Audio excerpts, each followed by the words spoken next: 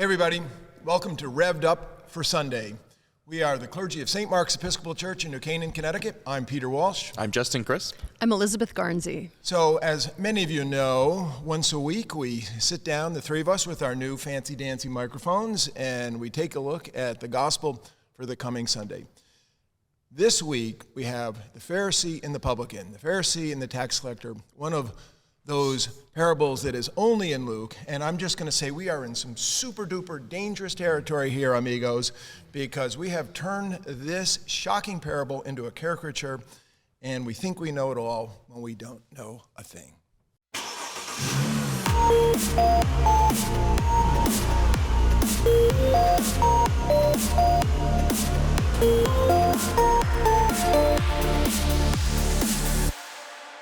Luke 18:9-14. Jesus told this parable to some who trusted in themselves that they were righteous and regarded others with contempt. Two men went up to the temple to pray, one a Pharisee and the other a tax collector. The Pharisee, standing by himself, was praying thus: God, I thank you that I am not like other people, thieves, rogues, adulterers, or even like this tax collector. I fast twice a week. I give a tenth of all my income. But the tax collector, standing far off, would not even look up to heaven, but was beating his breast and saying, God, be merciful to me, a sinner. I tell you, this man went down to his home justified rather than the other. For all who exalt themselves will be humbled, but all who humble themselves will be exalted. Aren't you guys glad you're not like that Pharisee? Oh, what a great way to start. Oh my gosh. No, it is a caricature-like story. And I noticed just today in this reading that Jesus, it doesn't specify that he's speaking to Pharisees. And it's likely maybe he's speaking to his own disciples. Because he wouldn't tell a story like this to Pharisees. It's just too direct and I don't agree with not that subtle. at all. This is a polemical No, but blast. he wouldn't use Pharisees as the example. He might use... You might use an Episcopal priest. Exactly. I think this is a polemical shot right over the bow. It is, but I don't know if that's who. He's just talking to some who trusted in themselves that they were righteous and regarded others with contempt.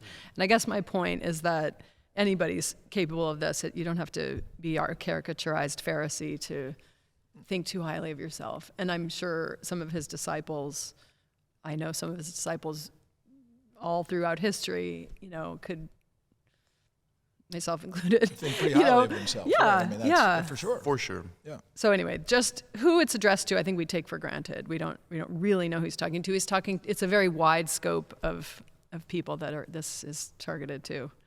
Perhaps to everybody, pretends to, really follow a religion and stick to it, and then trust in that religion as the gauge of their righteousness. When there's rules to follow, you can check the boxes and you know what the measure is of your righteousness, and it's easy to trust in that and think, oh, I'm getting it right. This has been a good week. I visited this many people. I've said this many prayers. Gave a great sermon. Yeah, I'm on a roll. Yeah, I'm the on Lord a roll. Loves me. Yeah. So. That's good. Yeah, I'm totally with you. We can't. We probably can't say enough about the fact that the Pharisees are actually. Although they are one of Jesus's polemical opponents in the Gospels, the Pharisees in the Jewish world, the Jewish context in which Jesus is living and moving, the Pharisees are probably the subgroup to which Jesus is the closest in his doctrine, in his belief, in his opinions, in his practices, and so on, right? The strand of Judaism with which he seems to have the most in common are the Pharisees, who are concerned about the inner life, who are concerned about following the law, who are concerned about, who also believe in the resurrection of the dead, right? As opposed to the Sadducees, infamously and famously in the Gospels, right? Jesus has a very famous discourse with the Sadducees. These are the people who are devoted primarily to the cultic life of the temple, and they don't believe in the resurrection of the dead. But so Jesus and the Pharisees have a whole lot in common, and perhaps this is one of the reasons why he bumps up against them so often, right? He has so much friction with them so often. I mean, in my household growing up, I always fought with my mother rather than my father, and it's because my mother and I are like this. Shout out to you, Mom. My dad used to call me Little Sherry, and that's why we used to fight all the time, right? And I think we have some of that going on in these intra-Jewish relationships between Jesus and the Pharisees, right? He's so close to them; they're so close, and there's something about their being so close that means he does. They do get to him, and he does bump up against them in the Gospels over and over again. But this is a human story rather than a Pharisee tax collector story, right? It's not about the Pharisees as such. Right. It's not about the tax collectors as such. These are subject positions, though, as it were, in the society in which Jesus is living. So you have the Pharisees, people who are devoted to the religious life, and who are devoted to the life of their people, to the life of the Jewish people. And then you have the tax collectors, and the tax collectors are neither of those things. So the tax collectors are the sellouts who are, they're on the payroll of the Roman Empire, and they are making their money by extorting funds, by skimming off of the top, by overcharging their fellow Jewish citizens their taxes, and then taking the excess that wasn't really owed to Rome for themselves, right? So they're both working for the enemy, and they're also exploiting their own people. And so this is a human story, right? We could replace Pharisee and tax collector with any number of subject positions in our own day, and I think that's the rhetorical point that Jesus is trying to make in his own cultural context, right? You have somebody who appears to be righteous, and you have somebody who appears not to be, and yet appearances are deceiving, and that's, I think, the moral of the story here is the one whom one doesn't expect to be righteous, who is actually acceptable to God. Why? Because they've given up trying to do it themselves, and they've simply asked God to have mercy on them. I think that's the moral of the story.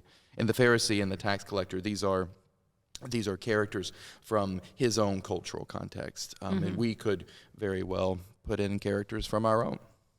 Yeah, for sure. And I know I interrupted you immediately when you said it was for everybody, and I said, no, it's a polemical bashing the Pharisees. And I think that's a both and. I'm sure this is a polemical bashing the Pharisees, and I'm sure it applies to every human being who's tried to be religious.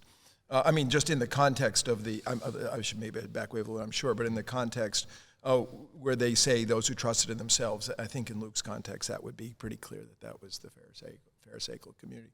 But it's a universal human story here.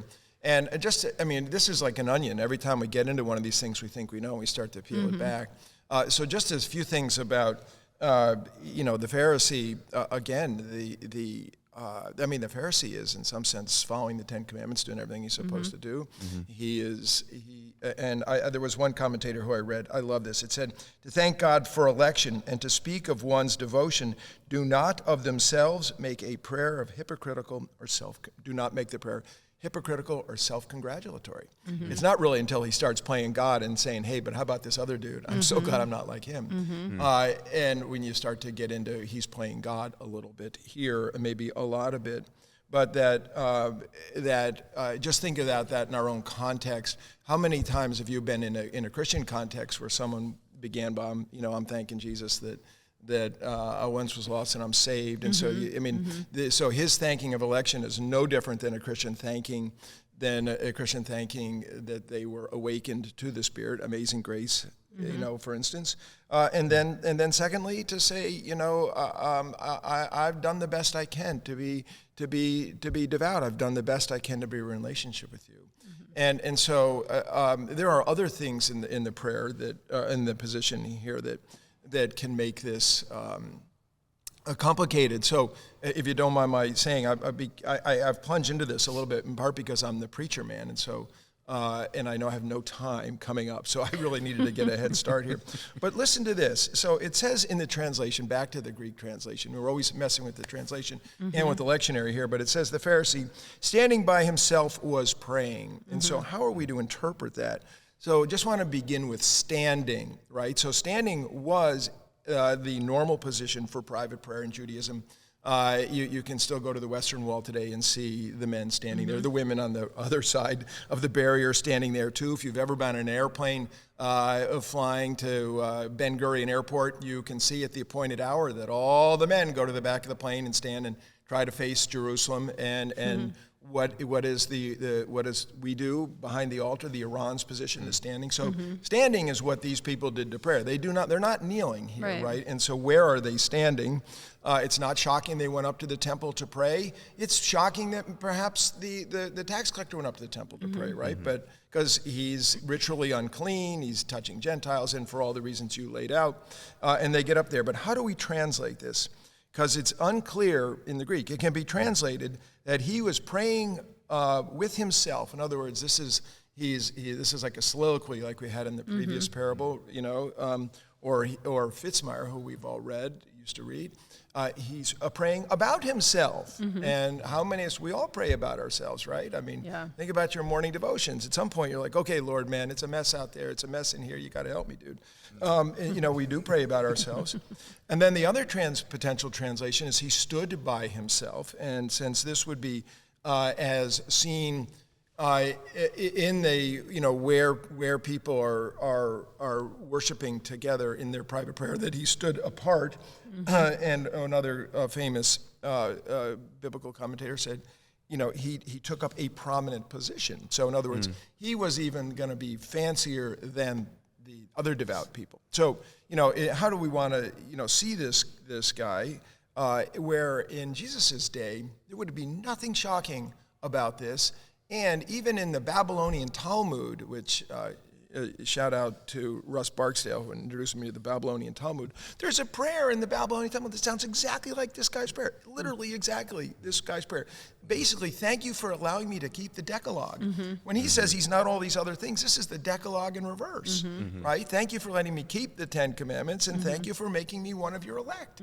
I mean, this is Jewish prayer, right? The piety of this. So I think that the shocking darn part of it is God. I mean, this is trial by prayer. This is a trial. And this justification, and there's a judgment. And the judgment goes to the guy who's a bum. The kingdom of God, the judgment and virtue doesn't not looking at these virtues. I mean, I think this is an utterly, completely confusing judgment in the end. Well, except in the context of the Gospels, where Jesus is constantly saying God looks at the heart. In the one who trusts himself and does not know of his dependence upon God, and measures himself by contempt of others and how much worse others are doing. I mean, that's the sin. It's the self-righteousness and the contempt. You're right. Amen. And bullseye. I think, and bullseye. we, often in teachings about prayer, we say, lex orandi, lex credendi. The way you pray shapes the way you believe. Yeah. And this guy's praying by himself, maintaining his purity, cutting himself off from others, and by, his prayer is God, I. And, the other guy says, God, be merciful to me. It's a completely different form and shape of the prayer, and you can see that this man, the Pharisee, has himself at the center of the prayer.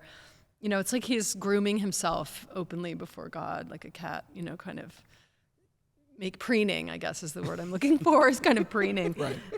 If he had turned it around, God, I thank you that I can fast twice a week. I thank you that I can give 1/10 of all my income. That kind of puts the credit on God for giving him the grace to do these things. But there's none of that here. It's more like, I have done this myself and checked all the boxes. I hope you're impressed.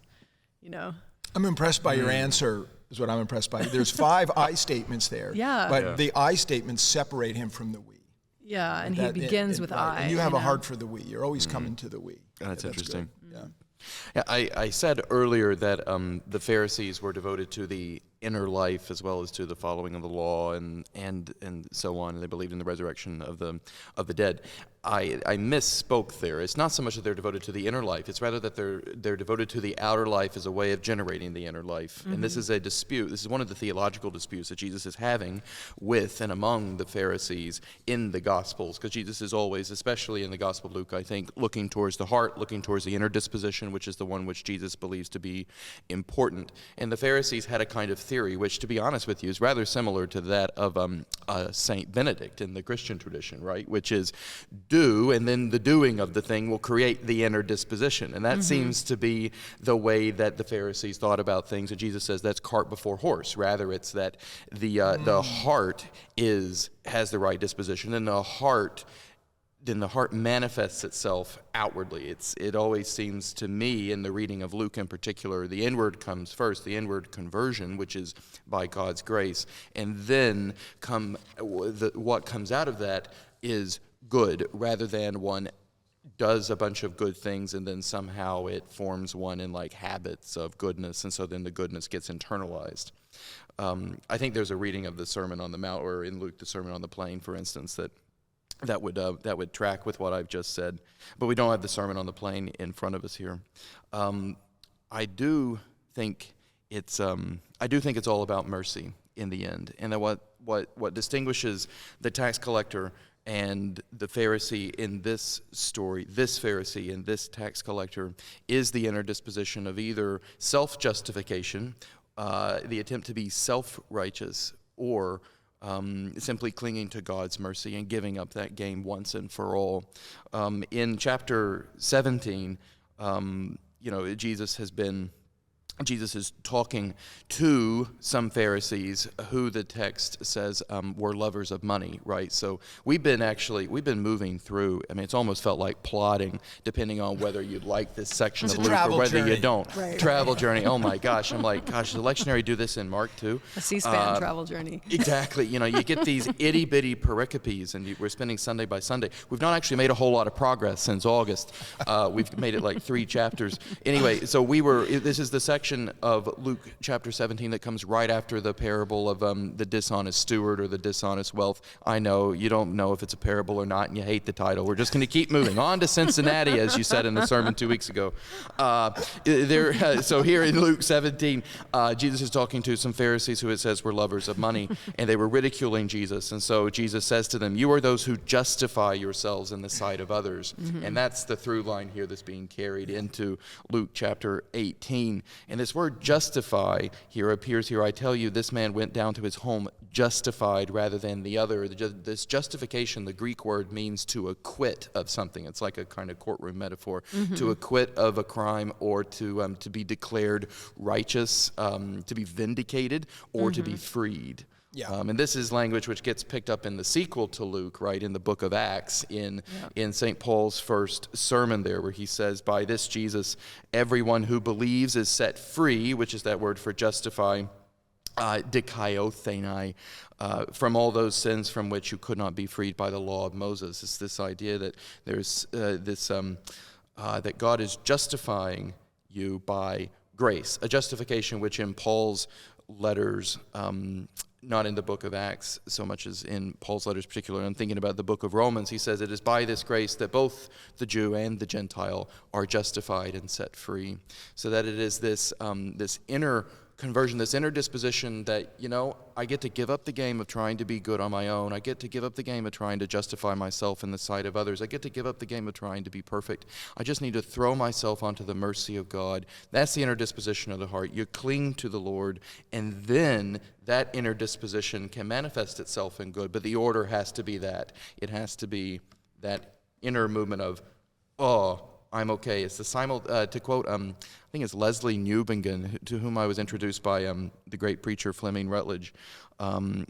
It is the simultaneous justification, it is the simultaneous realization that you cannot do it on your own, with the realization that it has already been done for you. That's the inner conversion of the heart that the tax collector here is experiencing, and that's what distinguishes him from the Pharisee. Mm-hmm. That was good. I want to make a plug for, doing the work and having the inner life transformed. Yeah, go for it. I know you're a fan of the Benedict thing. And I am too, right? I'm an Anglican. We're all like this. I'm all trying to do that. I really think both and. And nothing in Jesus's teaching is formulaic for one and all people, right? I mean, he always knows who he's speaking to, and he always is aware of the heart of the person he's teaching or the people that are in front of him, and he tailors his words to get zing right into their hearts. And I think some people could spend their whole lives going, I'm not ready to do the work. I don't feel, courageous enough or whatever, or they're not conscious or something, or they're preening about their inner life, not doing the work. So, there's this whole kind of contemplation and action, the way Richard Rohr, has based his life's work on. And the "and" is the most important word, where you can't have contemplation without action, or, action without contemplation is empty or something, and contemplation without action is vain. But, to have both, it's this harmony of moving in and out of the interaction with the world and the needs of the world, and withdrawing to build up one's strength and connect with, ground oneself in God, and from there continue the work. But I think that wherever you have to start, if you need to get out and feed the hungry, and in order to see the hungry and be aware and all that, or even to know our own needs of God. Like this character, the tax collector, it's because he's self-aware of his own failings and unrighteousness and sin and, his sinner nature. He's not even able to have contempt for other people, because he can see that he himself is in need. And this other guy, he's so cut himself off that he's aware of the tax collector, but only to the extent that he can have contempt for him, only as a measuring stick for his own righteousness. And, it's such an exclusionary posture. So I think that the embrace of the other takes place in our actions often, and it transforms our whole consciousness to be aware and to be self-aware that, we're one and the same in our dependence on God. So I think it's both. I mean, I definitely think that we need to tend to our inner lives. I mean, I think that that's really important too. You can't depend on your actions alone to say, I've checked that box, or I feel so good about myself, I mean, that is the point. But I think both. I really think that there are people who need to be formed outside in, and people who need to be formed from the inside out. I really hope you're right. I've experienced that. Right. I mean, I have too. Yeah. I have too, and I do believe theologically that what you're saying is true, right? I'm a fan of Saint Benedict, right? This is the thing which I tell students, I tell people here, I tell myself, right? Which is, if you don't feel the prayer, it doesn't matter. Just do it. Just say it, right? The prayer has an effect regardless of whether you feel it or not. And over time,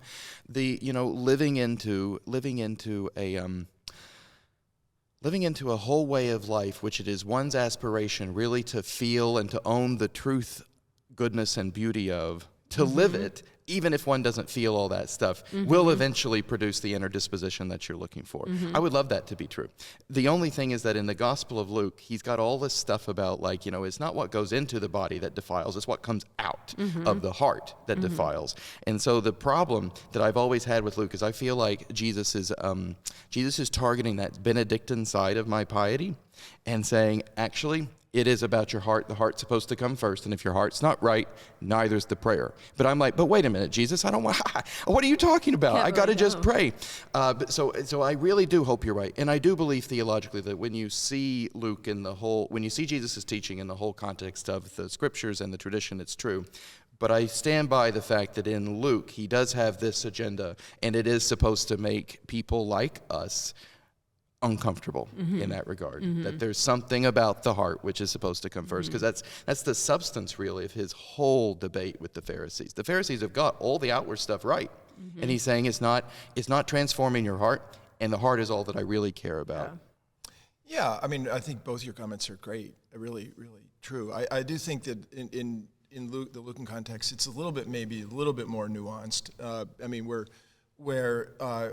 Jesus as exemplar and model of prayer and instructor of prayer in both books, right? In Luke, Acts. So you can take right from the beginning with Zechariah going into the temple, right from the beginning. He's in prayer when the angel Gabriel shows up. Everybody's in prayer when anything happens of note. Jesus is in prayer at his baptism. I mean, all throughout. And what does Jesus do before everything? He goes off to prayer. So he goes off to pray, and then that's actually followed right through the Acts of the Apostles too. So there is the Benedictine thing where people are prayer. So for Luke, prayer is action. That's the difference here. It's not prayer is not just a thing. It's not just prayer and contemplation or contemplation and action. For Luke, prayer is action, and it's not piety.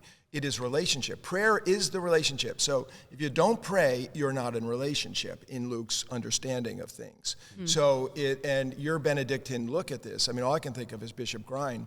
From whom I learned it all. Who you learned this, and help me with the interim dean when I was at YDS. Oh, Jim Annand. No, not the Berkeley dean. The great liturgical theologian. His last name begins with a K. Aidan Kavanaugh. Aidan Kavanaugh. I remember when I was in that last class he taught.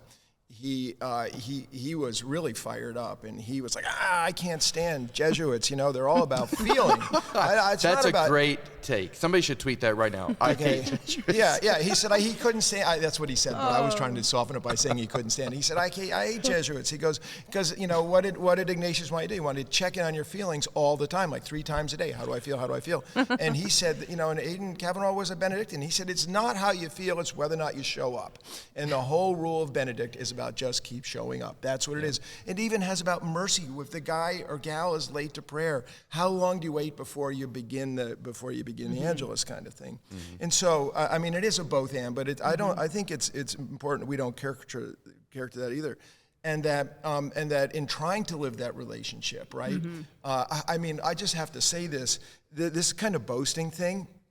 We love to say the Pharisee is a boaster, and he's no good because he's boasting, right? Hey, amigos, take a look at our brother Paul, who is himself a fantastic boaster in the most humble possible way. Okay, the most humble boaster we've got in the scriptures is Paul. But I'm going to come back to this question of what does the prayer do with reference to God? And Jesus tells us the judgment's is on the pious guy, right? He says one is justified and the other one is not. The second one is back to where you started, which is, the separation. Does his prayer bring him, love God with all your heart and your mind and soul and your neighbor as yourself? Does this do this with the neighbor? And the answer to that is a definite no. That's what I loved about your answer. So when it says in here, when it refers to the others, the Greek for the others is hoi polloi. Yeah. I love the phrase hoi polloi, right? It's hoi polloi. It's, thank God I'm not like the masses, the unwashed, the great uneducated, so he definitely thinks that, he's not like part of the hoi polloi.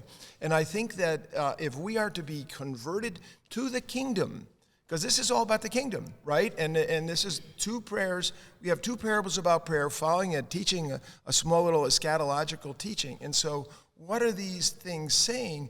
Basically, if you take the 2 of them together, it's that we are not to lose hope, right? We are to be people, we're told that in the first, don't lose hope. And that in the first parable, which we did last week, we are to be like the widow and the unjust judge. We are to pray without ceasing. We're to pray continually. And that language in Greek is the language for boxing. And here, the other protagonist is the tax guy. And there is, we are to pray without ceasing and to be full of trust. Because the tax guy's got nothing but trust. Because he got nothing to offer. He got nothing to put on the table. So I think that, there are many truths here, depending on how you look at it, but I think that it is really, if you don't mind my saying, at some level, it's one of these, because God's judgment of what is the right thing is this. And we can take religion and make it idolatrous.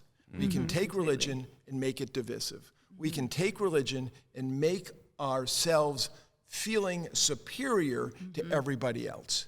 And we are 0 for 3. 0 for 3. And we use our religion, the thing that is given to us in grace, and we bend it. That's what sin is. We bend it to ourselves, turn our prayer into boasting, we return our religion into something that beats the pulp out of God's people. And then we are super wrong. We devote our lives to our religion, and we get a big hunk of it wrong. Right. I mean, I think that's why this is such a shocking and challenging prayer, because it is.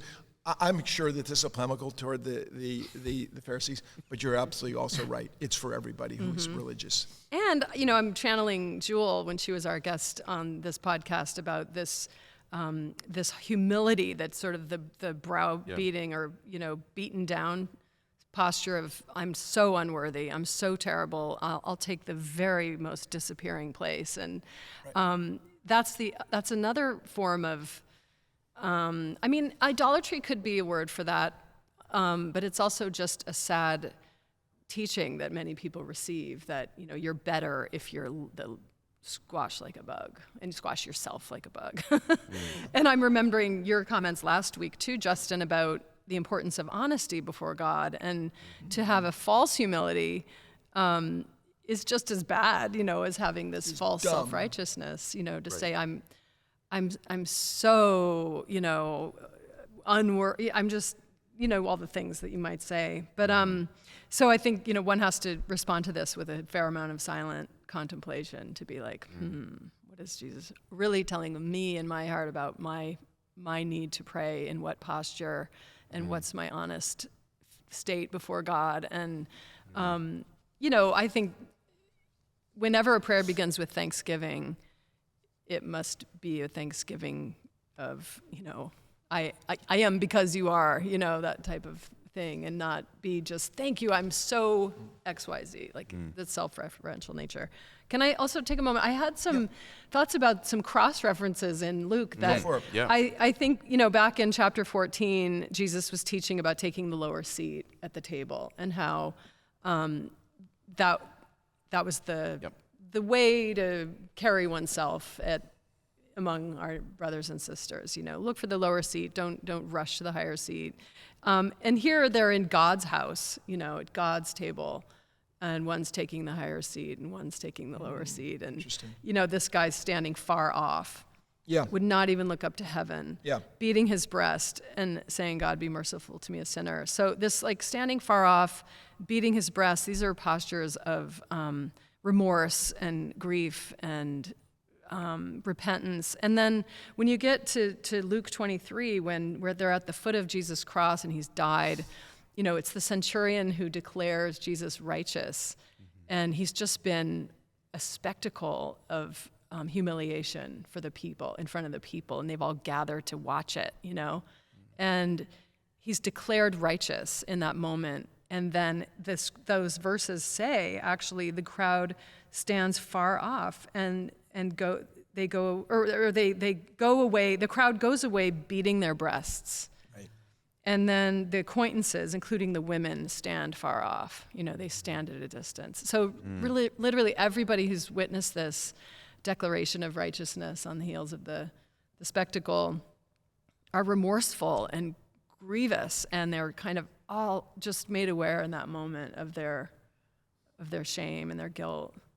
I just thought that was super interesting. And then I was thinking about Psalm 51, how this tax collector is basically praying Psalm 51. Right.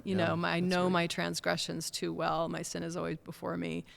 Create in me a clean heart and a right spirit within me. And it's interesting to me that so much of that is in this language, and then it returns in the actual story of Jesus at the cross, and in our liturgy, the Good Friday. So there's a little foreshadowing, I think, here of some of this. Oh, totally. The disposition of the we were talking about the disposition of the tax collector vis-a-vis the disposition of the Pharisee, and what's the difference and that kind of thing. And you've just been drawing out how this disposition is shared, and it's generated by people coming into contact with Jesus, like in the historical story. And I think it is still generated by people coming into contact with Jesus. How's that? I think that is true, right? We come close to the Lord, and this is how you feel, and it's that simultaneous realization that you cannot do it on your own, and that it has already been done for you. And so I don't hear this. I think it's interesting, your reactions to the story. And perhaps perhaps I'm not thinking about it enough. Perhaps there is a word here that's not supposed to be to my consolation, and I'm supposed to have this posture of But I'm not left by this story. I'm not left in silent contemplation. I am left wrapped in joy. I am so excited that this story is in the Bible, and I'm so excited that the other stories that elaborate it are in the Bible, because what it means is that me and God are good, and you and God are good, and everybody and God, potentially, if you read it in the whole context of all of like Paul's development of this doctrine of justification in letters like Romans, everybody is good with God, and you're good. And I think that the most important thing, most is maybe too strong, one important thing that I've not raised yet about the difference between the Pharisee and the tax collector here is that the Pharisee is counting their good works. They're like tabulating them. It's like they have an Excel spreadsheet, and they're like, here's this, here's this, here's this, here's this, here's this, here's this. And Jesus is an incredible, we've been speaking in the last month or so about how Jesus in Luke is an incredible psychologist. He's an amazing, he can give amazing appraisals of the human condition. And this Pharisee is actually, this is not good for the Pharisee any more than anybody else. I mean, yeah, maybe this Pharisee is insufferable to the people he's around, but the Pharisee's internal life must be an absolute mess because he's running a tabulation of whether or not he's good enough all the freaking time. I mean, it's like he's got Freud's superego, and the superego is there, and he turns the superego into a prayer. And he's like, well, okay, so I'm not like the thieves and the rogues and the adulterers or even like this tax collector. Whew, thank goodness. Thank God, right? As he literally says. And I fast twice a week. I give 1/10 of all my income, and you have to imagine he has a whole other list of ways in which he's fulfilled what he believes God has expected of him. And all that he really has to do is just cling to God in relationship. And that for the tax collector at this moment looks like beating his breast, looks like guilt and repentance. But that's not the only reaction that we can have, right? And I pray that that's not the last of the story of the tax collector's inner life either with the Lord, right? It's the clinging, it's the relationship, it's the idea that God cares about this relationship more than your behavior. That I find to be so incredibly liberating, and it does liberate us to do good in the world in a radically different way, in a way that is not self-referential, in a way that is not self-centered, in a way that we don't have to count, right? I don't need to be keeping up a list of the good works that I've done and to be, anxious and worried, have I done enough of them, have I not done enough of them, et cetera, et cetera. I don't have to beat myself up over my quest to be good. I can just do my best. I can just do my best to pass on the love which has been given to me by God. And that to me is incredibly liberating, because whether Freud is right or not, I think that many of us in American culture grow up with this idea that we are supposed to prove ourselves. We're supposed to perform. And we perform in our careers, we perform at school, and we perform before God. And disabusing ourselves of that idea and freeing us to just know that we're actually loved. And then we can actually love others. And guess what? Actually loving others is its own reward. We don't need to be counting it. There's no Excel spreadsheet. We're already good. God cares about relationship rather than behavior. But we can just pass on that relationship, right? I find that to be incredibly joyful. I have the same reaction that Paul does in the Epistle to the Romans in chapter 11, verse 32, where he gives his summary of this really mysterious, moment, where he says, God has consigned all to disobedience that he may have mercy to all, that he may have mercy on all. And that's the like, oh my gosh, really? I mean, that's the counterintuitive for Paul. But then he goes on to say, oh, the depth of the riches and the wisdom and the knowledge of God! Exclamation point. Oh, how unsearchable are his judgments and how inscrutable his ways! Exclamation point. He's filled with joy because he's like, I'm good. I'm good. I'm good. Wow, awesome. Awesome. The Pharisee saying, I'm good too. But from a totally different perspective and with a totally different calculus and a totally different psychological experience. I get it. No, I get it. And Two different kinds of I'm good. Yeah. That's why his saying I'm good is not by definition a self-congratulatory disposition, right? And I think that we caricature. It's freedom. He's realized his freedom. That's where I think we can make a caricature out of the Pharisee, who's actually right, and the tax collector, right? Who likely is not good at all, right? We don't get that information, but the culture, the context of the story tells us is not a good guy. But I think that one of the things, and you get into as we start to come toward the end of the podcast, we start to pull away in a meta view of this thing a little bit. Like what's happening here? What is kingdom thinking? How does God judge? Which is in some sense what this is about, because it's trial by prayer, right? It's a courtroom saying, and there is a judgment. There is a judgment, and it's a reverse judgment. It's not the judgment we think it's going to be, and I think that when I think about this, and I think about some of the people that you like to read, the people that you're fans of, that what's happening here, what Jesus is trying to do. Is by shock to get us to dismantle all of most of the ways in which we think about God. That he is so many of the kingdom's teachings are dismantling the way we think about God, and so therefore do not judge. I mean, that to me is the most shocking statement in the New Testament. Do not judge. I mean, we make judgments all day long. We cannot survive without judging. You just drive your car down the road. Should I take a left now or not? Right? That's a judgment. There's a car coming at me. How much? I judge people in a lot more ways than just that. I'm in the car on the road. But no, we all do. We all do. We all do. We all make the stereotypical judgments like this all the time. So God be do not judge. Me a sinner. Do not judge is a shocking statement. And so I think what's happening here, how are we to receive this?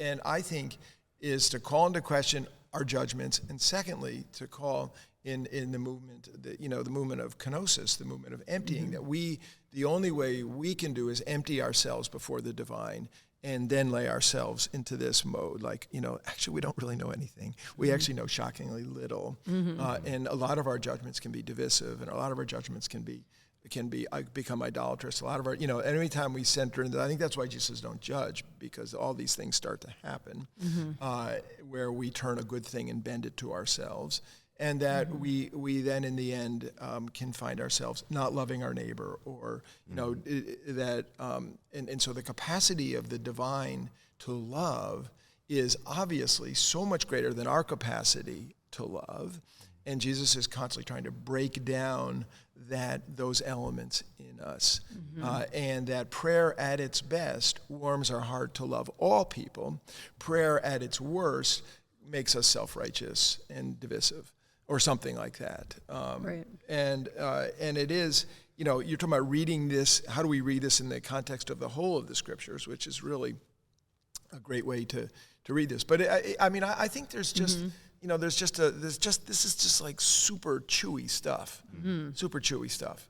Our time is long. We have special guest star Wendy, your sister over here watching this whole thing. So way to go, Wendy. And grateful to Megan behind the camera, and Rob over here with his new cool headset on. We're grateful that they've gotten us these microphones. You can actually hear us now if you want to hear us. Cue the applause. And we're coming to the end of the podcast. Anybody with a word here to finish up? All out. That's kenosis. She's all empty before you, Lord. Peace be with you. And we're grateful that you've stuck here with us for about 40 minutes. And we're thankful that you two are on the trail with our Lord. Like, share, and do all that other stuff. And if not, we'll see you again soon. Take care.